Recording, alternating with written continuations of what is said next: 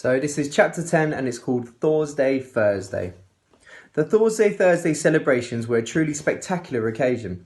The hairy hooligans, fierce rivals, the Meatheads from the nearby Meathead Islands, sailed across the inner ocean to the Isle of Burke for this great gathering. The visitors set up camp in Blackheart Bay, which turned overnight from an empty desert into the echoing seagulls into bursting village of tents made out of sails too patched to be used at sea anymore. By the next morning, the long beach was packed with stalls and jugglers and fortune tellers. There was a happy confusion of Vikings spotting old friends and practicing their swordplay and yelling at the children to stop hitting each other right now for Thor's sake. No, I really mean it this time or else. Fast Viking men sat on uncomfortable rocks, guffawaffing loudly like gigantic sea lions in a holiday mood. Impressively large Viking women huddled in groups, cackling like seagulls and downing whole mugs of tea in one swallow. Despite old Wrinkly's gloomy forecast of terrible storms and typhoons, it was a gloriously hot June day with not even a hint of a cloud in the offing. The young hero's final initiation test would not start until 2 p.m. that afternoon, so Hiccup spent the morning listening round-eyed to storytellers telling tales of dirty Danes and pirate princesses. He was sick with nerves, so found it difficult to enjoy the occasion as much as he had done in previous years. Even Gobber, throwing up during the "how many goals eggs can you eat in 1 minute" competition, failed to raise more than a faint smile on his pale, tense face. Hiccup's family had a picnic lunch overlooking the axe fighting display. Hiccup could not eat a thing, and nor unusually could Toothless, who was in a difficult mood and turned his nose up at the tuna sandwich Valarama had offered. "Good to keep your dragon's appetite sharp for the game," boomed Stoik the Vast, who was in an excellent mood. He had won a bet on Goggletoad in the ugliest battle contest and was looking forward to his son's brilliant display during the initiation test. As the day wore on, a hot wind suddenly started blowing out of nowhere. It was still sweltering, but ominous grey clouds were gathering on the horizon. There was the odd rumble of thunder in the air. Maybe old Wrinkly had been right, thought Hiccup as he gazed upwards, and Thor was going to put his traditional appearance on Thursday Thursday celebrations.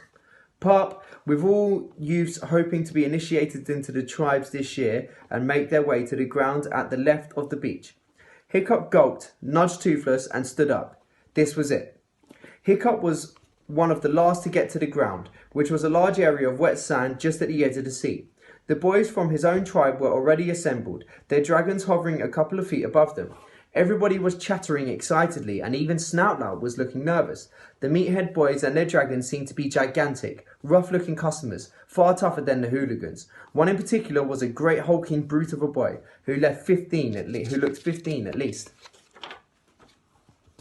Hiccup presumed he was a Thuggery, Chief Magadon the Meathead's son, because a silver-grey monstrous nightmare about 3 feet tall was perched on one of his shoulders. It was looking at Fireworm like a Rottweiler thinking evil thoughts. Fireworm was unconcerned. "An Aristocat never growls," purred Fireworm sweetly. "You must be one of the mongrel nightmares. We pure greenbloods descended from the great Riverclaw himself and would never dream of doing anything so common." The silver nightmare's growling increased in volume. The crowd was assembling at the touchline. Hiccup tried not to notice Stoik the Vast blasting his way to the front with great cries of "Out of my way, I'm the chief." 10-1, my son catches more fish than your son does in this test," boomed Stoik, giving his old enemy Mogadon the Meathead a good prod in the stomach. Mogadon the Meathead narrowed his eyes and wondered whether to hit him, maybe after the test.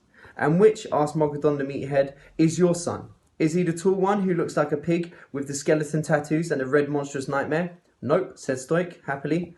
"That's my brother, Baggy Bum's son. My son is the skinny one over there with the toothless daydream." Mogadon the Meathead broke into a big smile. He slapped Stoik in the back and yelled, "I take your bet and double it." "Done," shouted Stoik, and 2 great chieftains shook hands and bumped bellies on the bet. Gobber the Belch was in charge of this final stage of the initiation test. He was still looking a bit green from his unpleasant experience in the "how many goals eggs can you eat in 1 minute" competition. This had not improved his temper. "All right, you horrible lot," yelled Gobber. "This is where we find out if you are the stuff that heroes are made of. You will either walk out of this arena full of members of noble tribes of hairy hooligans and merciless meatheads, or go into miserable exile forever from the inner isles. Let's see which it's going to be, shall we?" He grinned nastily at the 20 boys standing before him. I shall begin expecting you and your animals, as if you were warriors about to go into battle.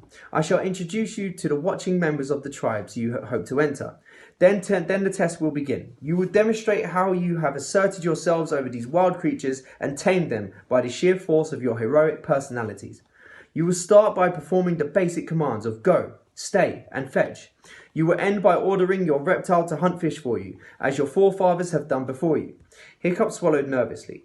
The boy and the dragon who most impressed the judge, and that is me, Gobber bared his teeth grimly, will receive extra glory of being called the hero of heroes and most promising dragon. The boys and dragons who fail the test will say farewell to their families forever and leave the tribe to go where we do not care. Gobber paused. Poetry, muttered Fishlegs, just loud enough for Gobber to hear. Gobber glared at him. Heroes are exiles, yelled Gobber the Belch. Heroes are exiles, yelled 18 boys, fanatically back at him. Heroes are exiles, yelled the watching hooligan and the meathead tribes.